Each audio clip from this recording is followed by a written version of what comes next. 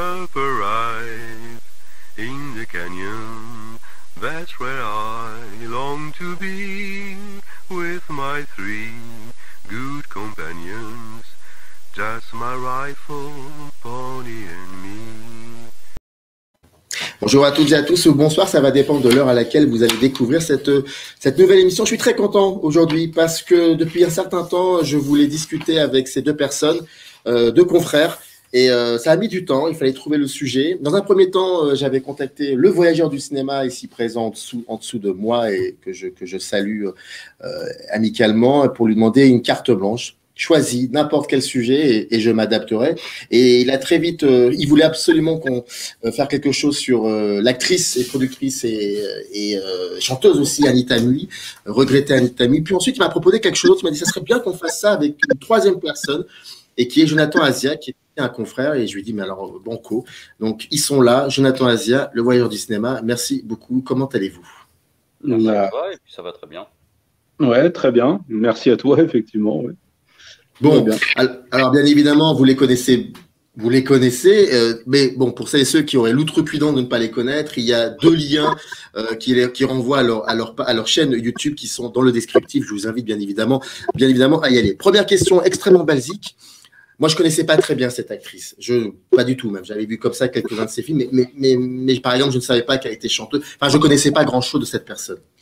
Et donc, j'ai fait quelques petites recherches. J'ai vu et revu quelques-uns de ses films. Je me suis même lancé dans l'écoute de certaines de ses chansons.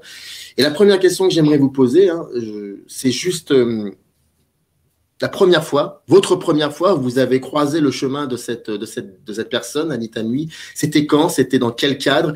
Et est-ce que vous vous en êtes remis de cette rencontre?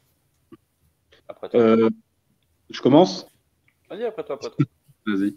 Alors moi, la première fois que je l'ai vu, c'était pas dans un de ses meilleurs films, c'est dans un film de Jackie Chan dans le Bronx, qui est sorti en 95. J'avais loué au vidéoclub parce que j'étais dans ma grande période vidéoclub. Jackie Chan il proposait beaucoup de ses films. Et celui-là, c'était une nouveauté, je crois, qui venait de sortir. Et la première fois que je l'ai vu, donc, c'était dans ce film-là. Et si c'est pas un de ses plus grands films, elle a un rôle assez secondaire, mais quelque chose m'a frappé quand je l'ai vue. J'ai été déjà subjugué par sa présence, sa beauté, et j'ai trouvé qu'elle dégageait quelque chose à l'écran, même dans un second rôle. Elle arrivait vraiment à éblouir la caméra. Et après, je me suis un petit peu intéressé à elle et j'ai vu qu'elle jouait dans d'autres films, dont un autre film avec Jackie Chan qui s'appelle Drunken Master 2, qui est un des meilleurs films de Jackie Chan, soit dit en passant, où elle avait un rôle beaucoup plus présent.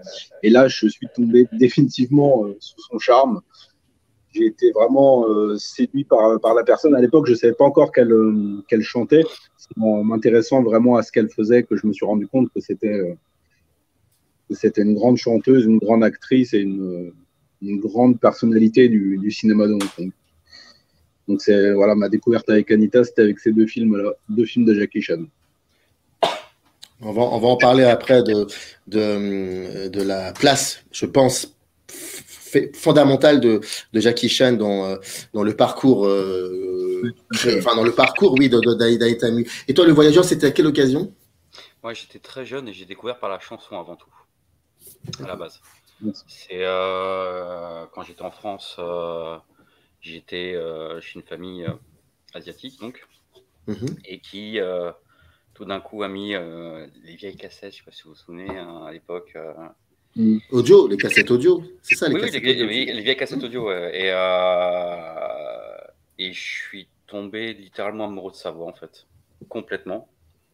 Et du coup, j'écoutais ses chansons comme ça. À chaque fois que j'y allais, j'écoutais les chansons en boucle. Et en fait, un jour, j'ai regardé un film et on m'a dit c'est elle. Et c'était Rouge.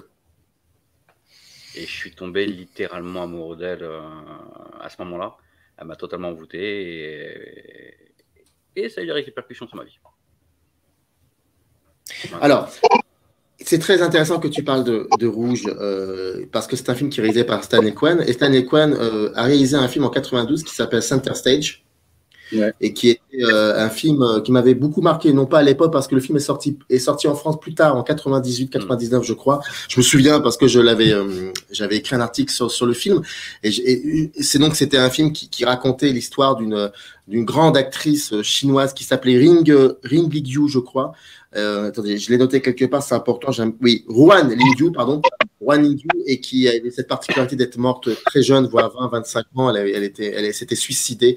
Enfin, c'était une grande actrice du cinéma chinois muet, on disait que c'était la Greta Garbo chinoise, et qui était jouée par Maggie Cheung dans ce film. Et est-ce que on peut extrapoler et dire que l'aura qu'avait à ce moment-là Anita Mui, est-ce que c'était le même genre d'aura qu'avait cette actrice du début du XXe siècle qui s'appelait Ruan Lingyu? Est-ce que c'était le même aura? Parce que quand elle est morte, les deux sont mortes, elles ont eu un enterrement incroyable, c'était assez phénoménal. Est-ce que c'était la même aura? Moi je dirais oui. Oui, même limite, je pense qu'Anita a vraiment dépassé vraiment tout. Pour le coup, alors tu me confirmes ça, Jonathan, mais il me semble que la date d'anniversaire de sa mort est devenue un jour national à Hong Kong. Je pourrais pas te le confirmer, je suis pas sûr. Ou un jour de pèlerinage, ou je sais plus quoi. J'avais vu ça. Non, je saurais pas te dire. Je suis pas ça. En tout cas, elle est morte le 30 décembre 2003 d'un cancer du col de l'utérus. Et je crois que ça avait été annoncé en septembre. Donc, elle est morte. C'était foudroyant, quoi. C'est quelque chose qui. Tout à fait. C'était foudroyant. D'ailleurs, vas-y. Elle devait jouer dans Le secret des poignards volants. Mais vu son état de santé qui était vraiment. C'était la fin, on peut dire. Le réalisateur plutôt que de caster une autre actrice, il a choisi de supprimer son rôle en fait. Mais elle apparaît toujours au générique du film, mais son rôle n'est pas dans le film. Il n'est pas interprété par quelqu'un d'autre. Et donc cette actrice avait, pour vous, elle avait une espèce d'aura qui était similaire à l'exemple que je vous donnais, c'est-à-dire l'actrice Ruan Lingyu. Oui. Elle a dégagé quelque chose. C'est un peu, pour moi, je la considère un peu comme l'âme de l'ancien, enfin entre guillemets. J'aime pas utiliser ce terme-là, mais le terme l'âme de l'ancien cinéma hongkongais, celui qui fait partie de la décennie dernière. Je pousserais même qu'elle est l'âme de Hong Kong tout court. Ouais, l'âme de Hong Kong, ouais. C'est vrai. Elle représente vraiment Hong Kong et Hong Kong d'une époque aussi. Oui, une époque, tout à fait, c'est ça. Et c'est vrai, quand tu dis que c'est l'âme du cinéma de Hong Kong, c'est vrai que de Hong Kong même, pas que du cinéma, c'est vrai qu'il y a des endroits dans Hong Kong justement où on peut lui rendre hommage. Il y a une statue, par exemple, sur l'avenue des Stars, il y a une statue dans le grand Bouddha géant là, qui est sur l'île de Lama, et je dirais pas qu'on sent vraiment sa présence, mais on sent l'impact qu'elle a eu. Et quand on est dans ces lieux de recueil, on sent vraiment qu'il se passe quelque chose. Moi, j'y suis allé et ça m'a vraiment pris au cœur, ça m'a vraiment saisi parce que je sentais toute l'émotion toute l'histoire un peu qui baignait les lieux de recueil. Et quand tu dis que c'est l'âme de Hong Kong, ouais, c'est tout à fait ça. Je suis d'accord. Mais comment vous pouvez expliquer ça? Là, je vous avouerai que je suis extrêmement surpris parce que d'une part, est-ce que Anita Mui est vraiment connue à l'international, cette actrice? Alors, c'est ça je suis très surpris. Et comment vous pouvez expliquer surtout ce que vous êtes en train de dire, c'est-à-dire que c'est l'âme non pas du cinéma hongkongais, non pas d'une certaine période. Non, c'est l'âme de Hong Kong. Comment on peut expliquer ça surtout? En fait, déjà, je vais répondre à ta première question. Est-ce qu'elle est connue à l'international? En France, pas du tout, hein, sinon ça se saurait. Mais elle est connue en Russie, elle est connue dans pas mal de pays d'Asie, et elle est connue dans la partie ouest des États-Unis. D'ailleurs, elle a un surnom qui est la Madone asiatique. C'est eux qui lui ont donné. Et comment expliquer ça? En fait, son succès vient déjà par le talent qu'elle avait, on va pas se mentir. Elle avait une voix extraordinaire, vraiment. Je sais pas si tu as écouté, si tu as aimé un petit peu, mais elle avait une voix. Elle était capable de passer du grave aux aigus en un rien de temps. Elle est capable de donner une émotion dans sa voix, de transmettre du sensoriel, tu vois. Et elle faisait ça aussi en tant qu'actrice, même si elle a commencé plus dans la comédie, elle a très vite arrivé à Rouge. Et puis il y a eu d'autres rôles, on en parlera après, extrêmement intéressants et poignants. Ce qui d'ailleurs ce qui est intéressant, parce que les réalisateurs, comme je trouve qu'ils ont toujours réussi à reprendre une facette d'elle dans les films. On en parlera après de ça. Mais et en fait, le truc, c'est pour l'âme de Hong Kong. Elle a donné sa vie en fait à Hong Kong. Elle a donné sa vie à ses fans. Elle a consacré sa vie à Hong Kong et à ses fans. Elle a eu plusieurs combats. Elle a combattu le gouvernement chinois, elle a combattu la mafia, elle s'est battue pour le droit des femmes, pour le droit des homosexuels. Elle était aussi pour une indépendance de Hong Kong. Elle était très activiste là-dessus aussi.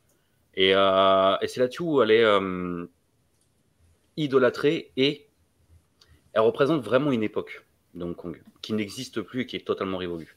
Et d'ailleurs, je dirais même que, alors tu me confirmes Joe ou pas, parce que toi je sais que tu es parti à Hong Kong, contrairement à moi, mais d'une certaine façon, Hong Kong est mort avec elle, j'ai l'impression.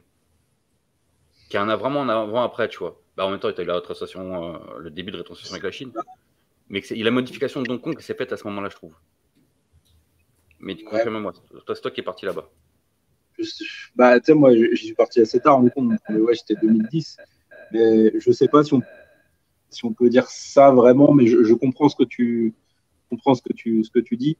Après, moi, je n'irai peut-être pas jusque-là, mais effectivement, oui, c'était le basculement d'un monde à un autre. Et bizarrement, ça arrivait en même temps, en fait. Donc, je pense que c'est peut-être pour ça que tu as ce ressenti. Ouais. Oui, c'est vrai, bien sûr.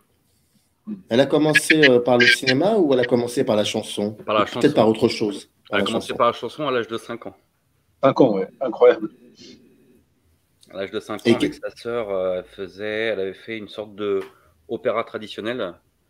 Et après, même, elle a vraiment explosé à 18 ans quand elle a gagné un concours. Et en fait, c'est devenu une star quasiment instantanée, quoi. Elle a fait une ascension fulgurante à partir de là. Ouais, c'est vrai.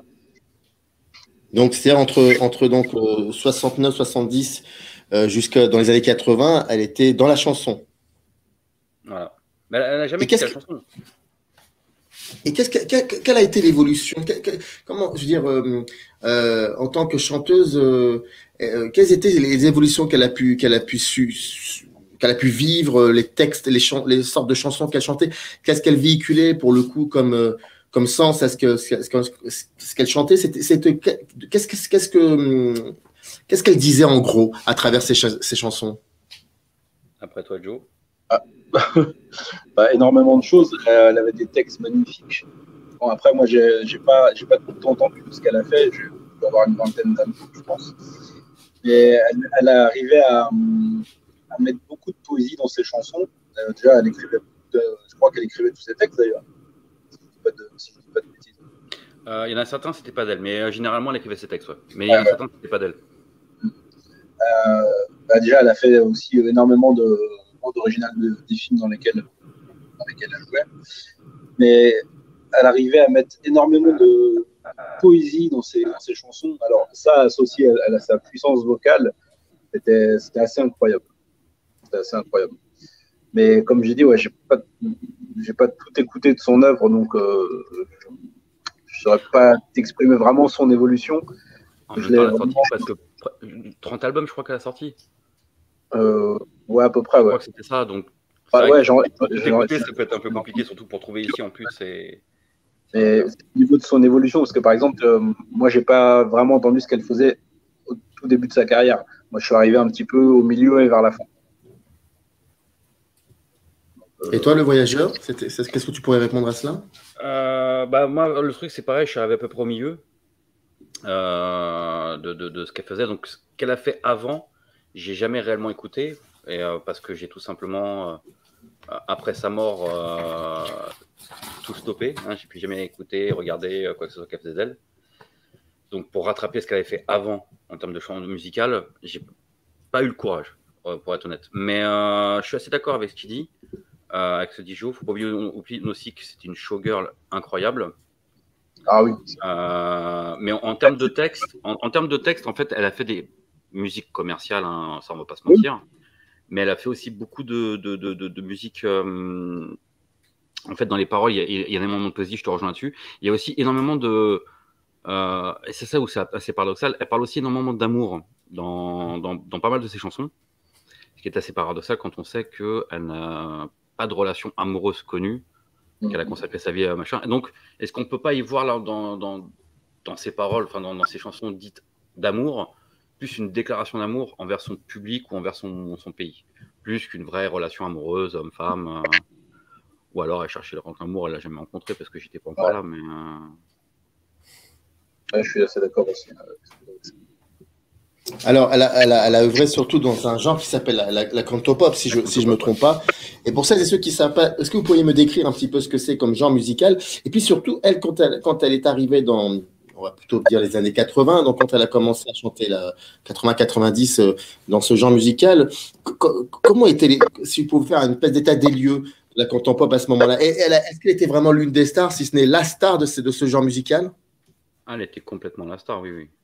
Il y avait personne. Il y a eu des très grandes stars de la cantopop, mais elle, en fait, si tu veux, tu avais les grands, et puis il y avait elle. Voilà. Un peu comme, même au niveau des actrices, tu vois. C'est Maggie Cheng, Michelle Yeoh, tout ça, sont considérées comme des très, très, très grandes actrices. Mais on ne te cite jamais Anita parce qu'en fait, elle est vraiment considérée comme inintouchable, en fait. Je laisse un peu la parole au jeu quand même. Oh, je suis d'accord, ouais, c'est vrai qu'elle est entre guillemets un petit peu inclassable tellement, nous on la considère au-dessus parce qu'elle faisait vraiment des choses bien musicalement que cinématographiquement pardon, incroyables. Mais ouais, elle avait vraiment quelque chose en plus quoi. C'est un petit peu, je pense aussi quoi. Elle était vraiment au-dessus de tout. Mais il y avait aussi beaucoup de quand elle a enfin dans le milieu de la cantopop, il y a énormément de très grands chanteurs qui sont aussi acteurs comme Andy Lo, Jackie Chung, Alan Tam, Leslie Chung. Ah ouais, oui aussi, oui. Leslie Chung, évidemment, évidemment. Regretté. Il y avait d'autres stars qui chantaient, mais elle avait vraiment ce truc en plus. Ce qui est intéressant, c'est que la plupart des stars de la cantopop viennent du cinéma à la base. Oui, tout à fait, que elle, c'est l'inverse. Elle vient de la chanson pour après rentrer dans le cinéma. J'ai l'impression que quand je vous écoute parler de cette période-là, les années 80, voire même un peu 90, j'ai l'impression que c'est une période bénie, celle avant de la rétrocession, bien évidemment. Quelque chose comme ça qui était suspendu, le temps était suspendu et tout pouvait se faire comme si vrai. À ce moment-là, rien ne pouvait leur arriver. Rien ne pouvait leur arriver parce qu'ils étaient immortels finalement. Et quand Leslie Chung est mort, quand elle est morte aussi, il y a comme ça une espèce de réalité qui est arrivée en disant que non, effectivement, ils ne sont pas si immortels que ça. Et puis cette période n'est pas si immortelle que ça. Et je sais pas, en vous écoutant, j'ai l'impression que vous parlez d'un temps assez éloigné et très surréaliste et magique. C'est ça. C'est totalement ça. Vraiment, moi, perso, en tant que vraiment gros consommateur du cinéma asiatique, j'ai vraiment senti cette espèce de transition qui se faisait. Déjà, il y a eu beaucoup de départs de grands réalisateurs hongkongais vers les États-Unis, justement à la période de la rétrocession. Et même, je pense qu'il y a toujours de très grandes choses qui se font dans le cinéma de Hong Kong et aussi dans la chanson. Mais c'est vrai que les années 80-90, il y avait cette liberté, cette folie, cette sensation que effectivement, tout était possible sur l'instant. Hong Kong, c'était la ville de tous les possibles, qui avait aucune limite, aucun frein sur la créativité. Et je trouve que vraiment, on ressentait bien plus que n'importe quoi, en fait. Là, on sent que c'est devenu beaucoup plus compliqué au niveau de la liberté artistique et tout. C'est pour ça que effectivement, on en parle comme si c'était vraiment une période bénie, mais je crois que c'était ça, en fait. Je pense que vraiment, c'était une période bénie. Et toi, le voyageur, qu'est-ce que tu en penses ?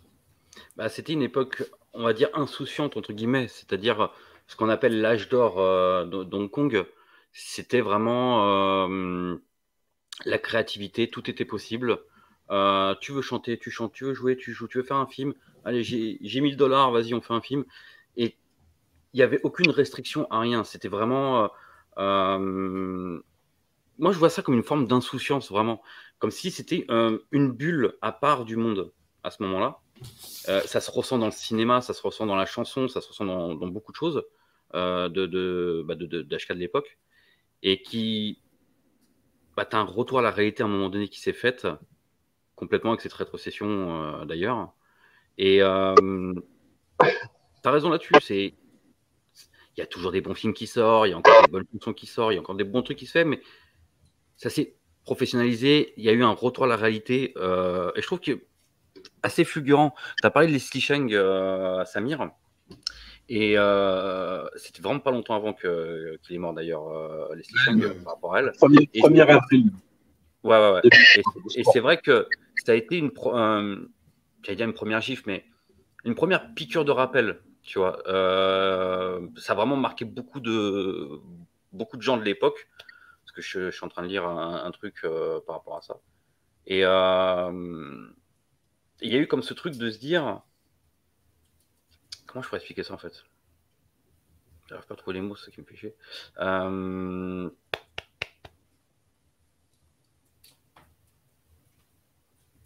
Tu sais, comment on dit déjà? Tu sais, le nuage qui vient dans le paradis, tu sais, qui noircit un petit peu le tableau, tu vois, et qui rappelle que le côté idyllique n'est qu'idyllique, c'est que fantasmé en fait. Et après, il y a eu la mort d'Anita qui est arrivée, donc pas longtemps après aussi. Et c'est pour ça que je te disais tout à l'heure, que pour moi, j'ai vraiment une impression qu'il y a eu une cassure à ce moment-là, qu'il y a eu vraiment un changement au moment de la mort d'Anita, tu vois. Ça coïncide avec la rétrocession de la Chine, bien entendu, mais même si c'est fait un peu avant, la rétrocession de la Chine, je crois que c'est 97, si je me souviens bien. C'est ça, c'est 97. Voilà. Donc ça s'est fait quand même un petit peu avant, mais tu sens que il y avait encore des petites étoiles dans les yeux, tu vois, ça brille encore. Mais la mort d'Anita, pour moi, il y a vraiment un avant-après en fait. Il y a vraiment eu un avant-après. Et après, sur la population, je peux pas vraiment parler. Je peux juste dire ce que j'ai lu à droite à gauche. Il n'y a que Joe vraiment qui peut vraiment en parler, puisque toi, tu as été sur place, tu vois. Même si tu n'étais pas là sur place à cette époque-là, forcément, tu as été un petit peu après. Mais tu as pu voir un petit peu sur place ce qui se passait, tu vois. Mais moi, de ce que j'ai lu à droite à gauche, le biopic aussi que je suis en train de lire, c'était vraiment que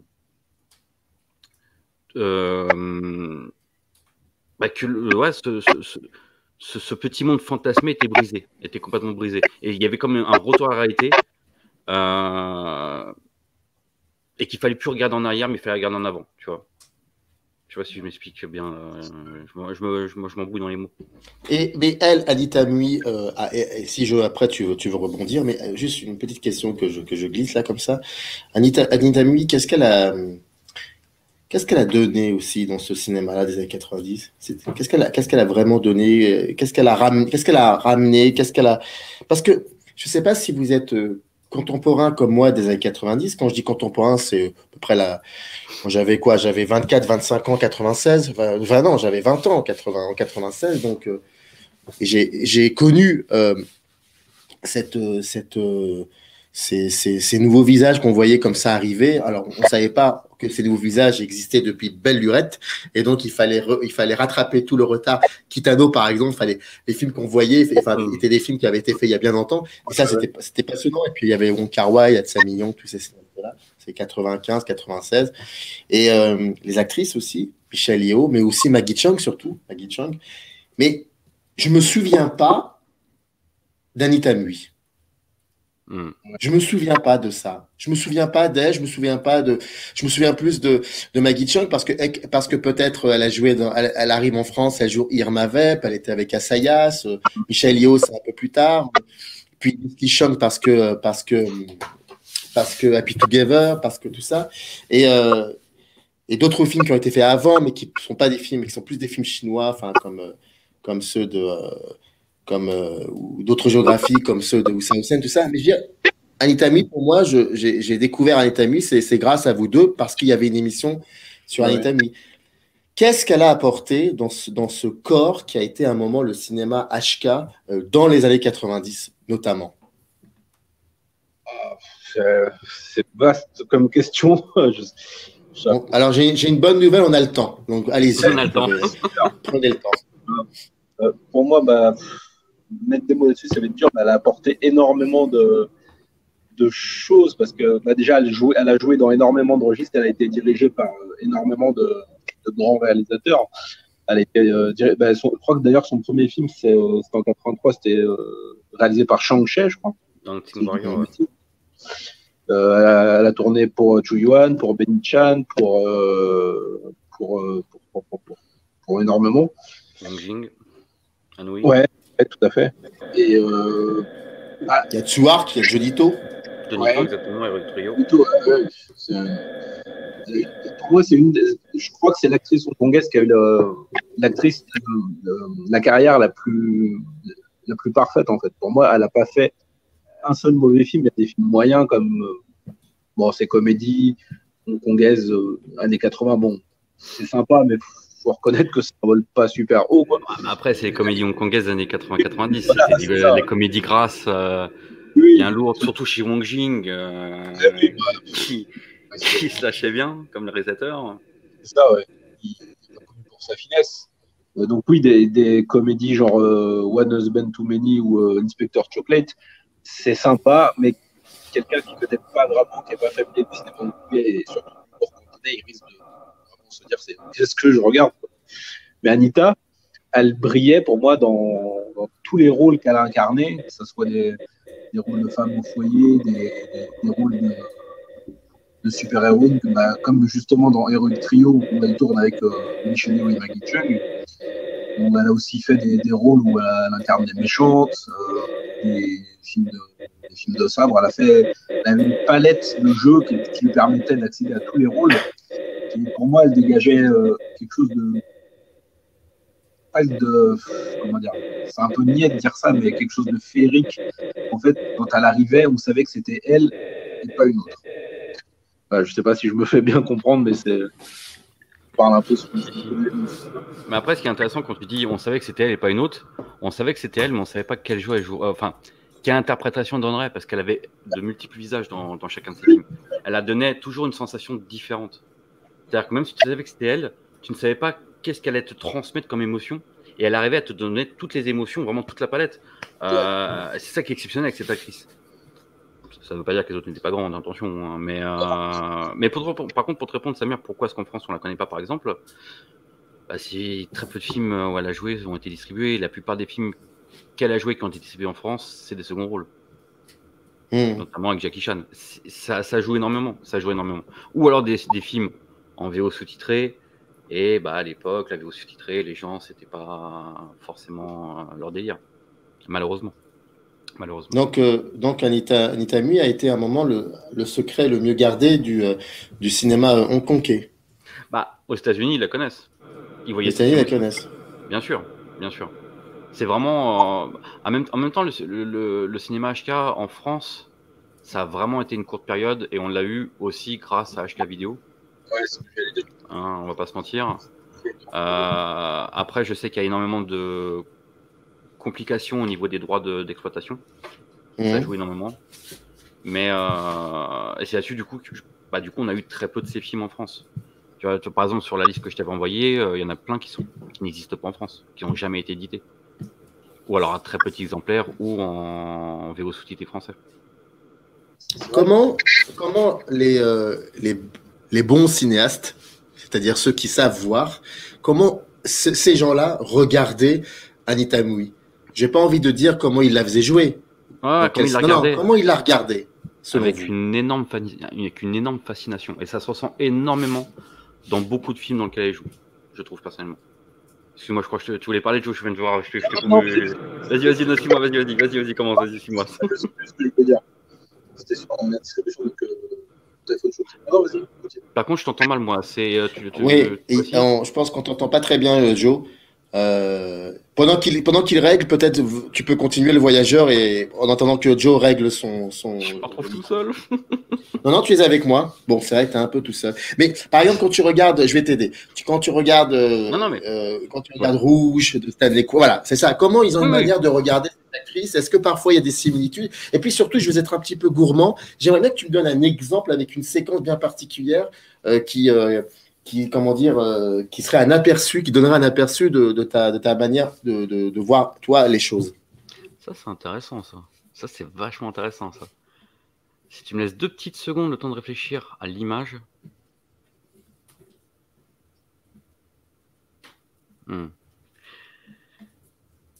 Tu ressens quand même que les réalisateurs et réalisatrices avec qui elle a travaillé, tu sens qu'ils ont vraiment une fascination pour elle. Je l'ai dit juste avant, ça, voilà, je me répète là-dessus.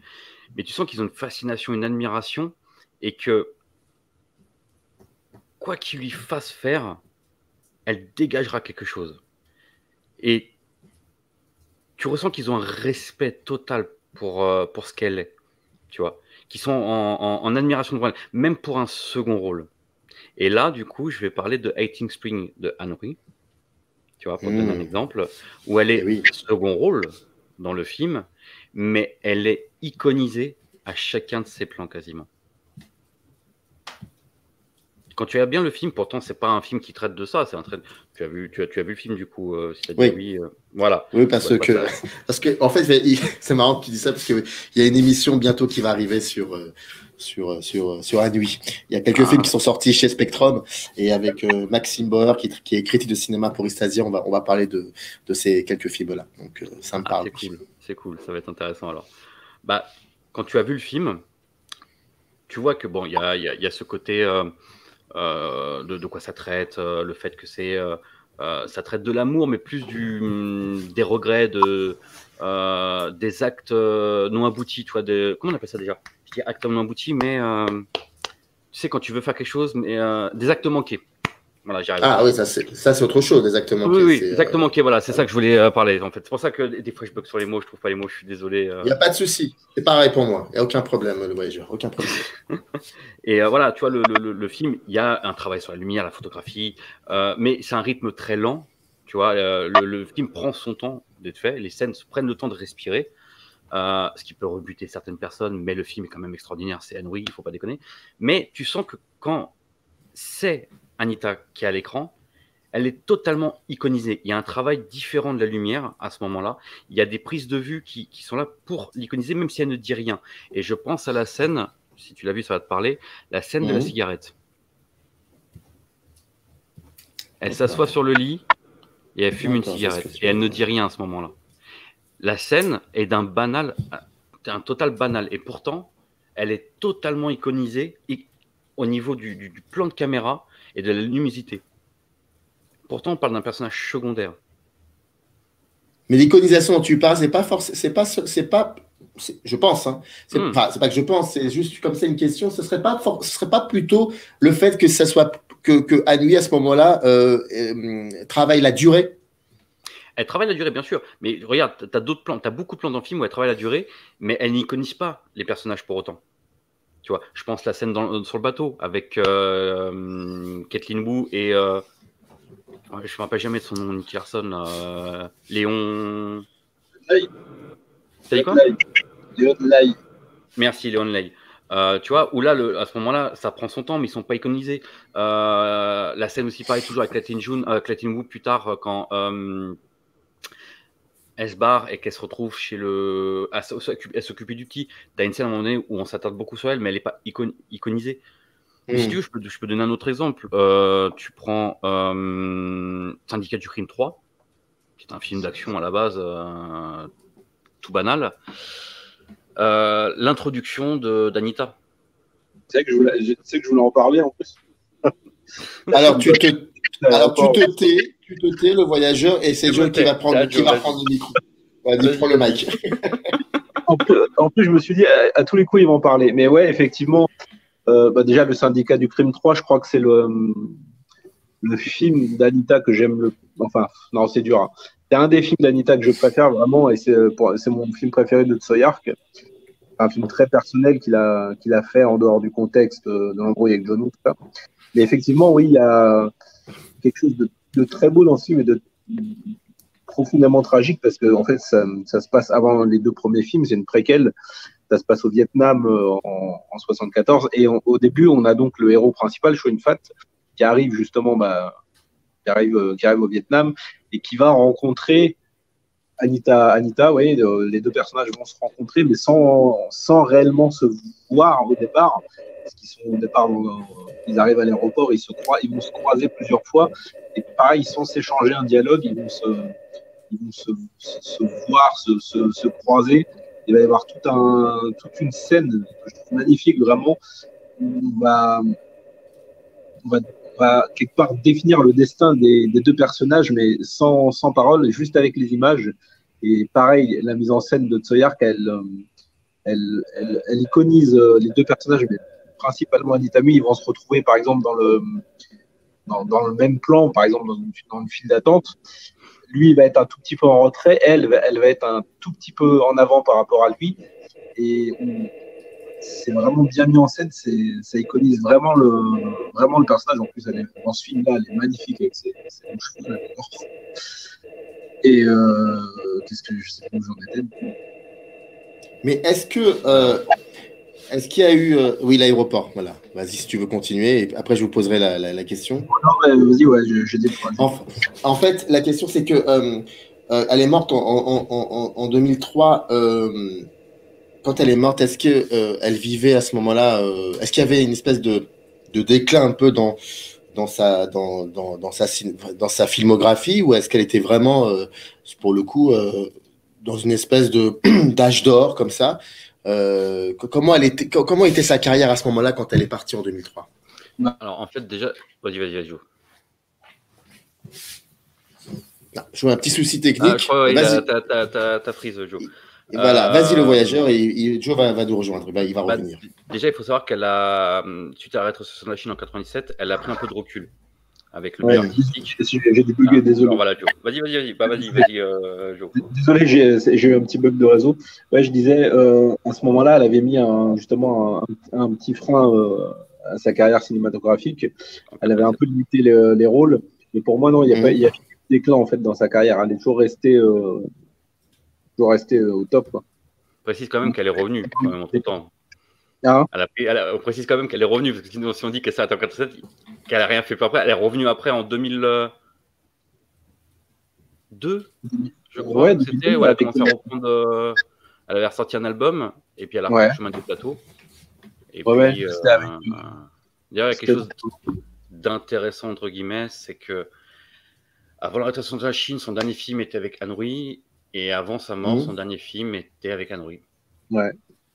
Et les deux, d'une certaine façon, il y a quand même un rapport que tu peux voir avec elle, puisque donc 18 Spring, je trouve quand même si c'est une histoire d'amour, qu'il y a un gros rapport avec, un gros sous-entendu avec la rétrocession de la Chine dans le film, et dans son dernier film avec Anne-Louis, donc July Rhapsody, jamais édité en France, donc pas de bol, mais qui est extraordinaire et que je conseille, qui est une histoire d'amour aussi qui se stoppe. Mais tu sais, il n'y a rien de... Personne n'est montré comme méchant dans le film. Voilà, c'est juste une séparation tout court, la vie continue. Mais tu as ce rapport avec... Il la quitte, elle, à la fin. Ça finit sur des images d'archives. Tu sais, la fameuse VHS qui regardait sur les montagnes, je ne sais plus comment ça s'appelle dans le film. Comme si c'était un au revoir, mais en te disant... C'est juste un au revoir, tu vois. Tu as toujours les souvenirs. Et elle est morte pas longtemps après, quoi. Donc, tu vois, ça... par contre, c'est pas voulu, hein. C'était pas prévu que. Mais j'y vois un peu de ça maintenant. Enfin, un peu maintenant. J'ai du mal à voir le film, mais. Tu sais que c'est marrant ce que tu dis, parce que moi, ça me fait la même chose, mais avec le dernier film de Leslie Chung, Inner Sense. Je sais pas si vous l'avez vu. Ouais. Je l'ai pas vu celui-là. C'est un film d'horreur, mais qui est. J'aime ce film, à la fois je le déteste parce qu'il y a une espèce de truc très bizarre dedans, c'est qu'on dirait qu'il y a quelque chose de prophétique. Parce que dans le film, le personnage de Leslie Chung, c'est un personnage dépressif, et à un moment donné, il y a une scène où il va pour se jeter dans le vide, en fait, et c'est ce qui s'est réellement passé. Il est mort d'une défenestration, c'est ça, il s'est suicidé par défenestration, si je ne me trompe pas. C'est ça. Et justement, ce que tu disais sur Julie Rhapsody, ça me fait penser à ce que je ressens aussi devant le dernier film de Leslie Chung. Il y a quelque chose d'assez malaisant. Ouais, c'est vraiment étrange. Pour ça, ce film, je le revois toujours avec une pointe au cœur, parce que il y a quelque chose d'étrange dans ce film, d'étrangement prophétique. C'est vraiment étrange. Est-ce que, Après, il n'y a pas de prophétie là-dessus, tu vois. Elle meurt pas. Non, bien sûr. Ah non, c'est une coïncidence. Voilà, tu vois. C'est ça. Est-ce que vous aviez cette sensation quand vous avez découvert, quand vous voyez ou parfois revoyez, je pense pas, revoyez, je sais pas si c'est le bon mot parce que en t'écoutant Le Voyageur, j'ai l'impression que tu ne revois plus. J'ai beaucoup de mal. Voilà. Et ben, la question elle est très simple. J'ai du mal à réécouter. Ben, la question est très simple. Est-ce que vous aviez cette sensation qu'elle vous regardait quand vous voyez ces films? Alors, moi, je ressentais pas ça quand je regardais ces films, mais plutôt quand j'écoutais ces chansons. En fait, j'avais cette sensation contrairement à toi, Voyageur, moi j'ai vraiment continué à écouter.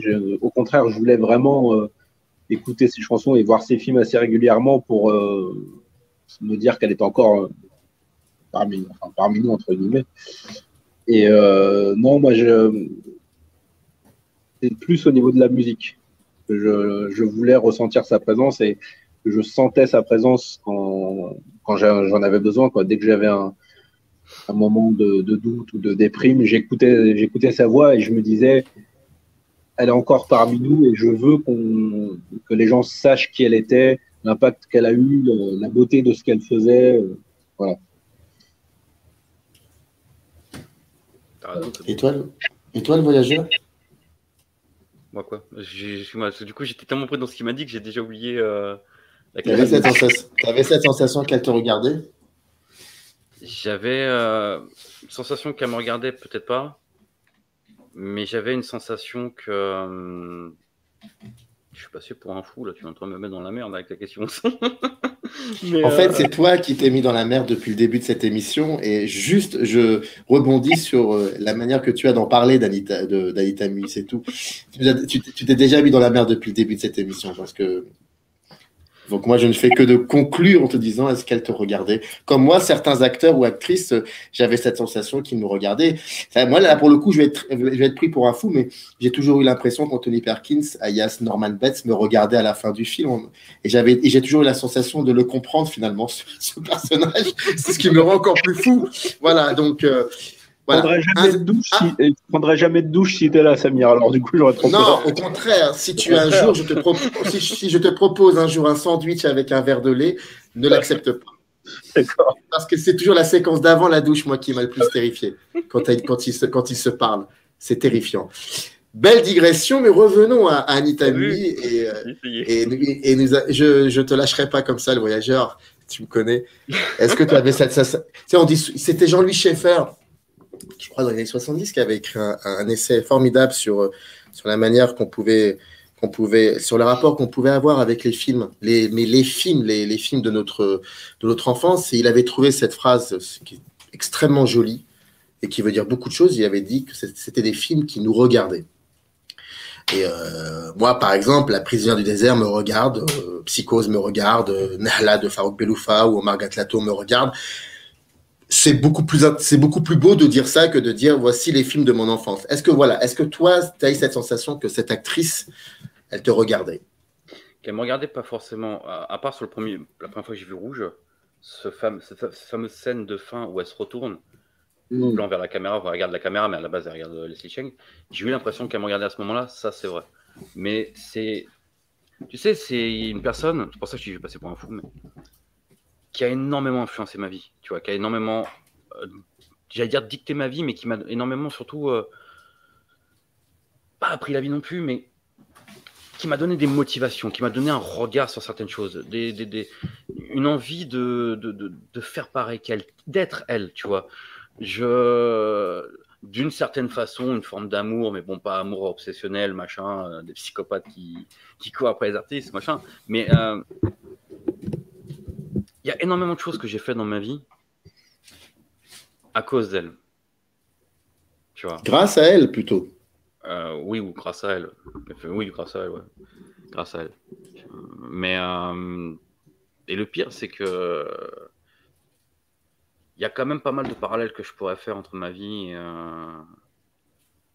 et la sienne. Et c'est pour ça que quand elle est morte, j'ai mis ça de côté, en fait.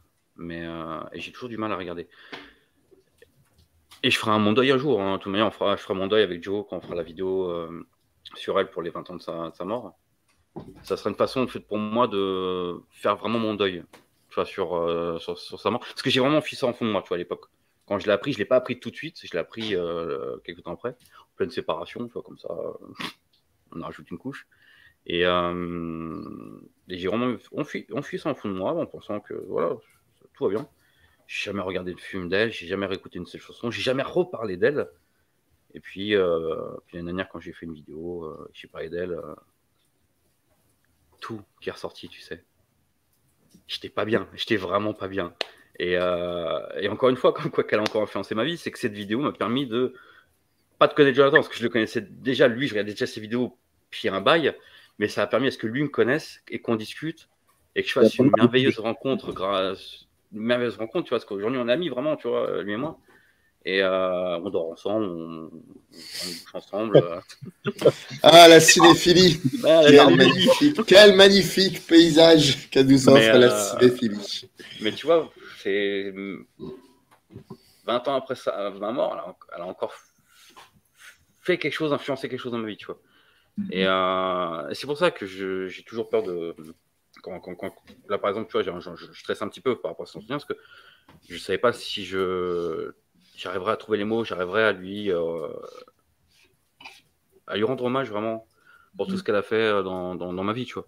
Est-ce qu'elle m'a regardé? Non, mais est-ce qu'elle m'a accompagné? Ouais. D'une certaine façon, je pense qu'elle m'accompagne toujours.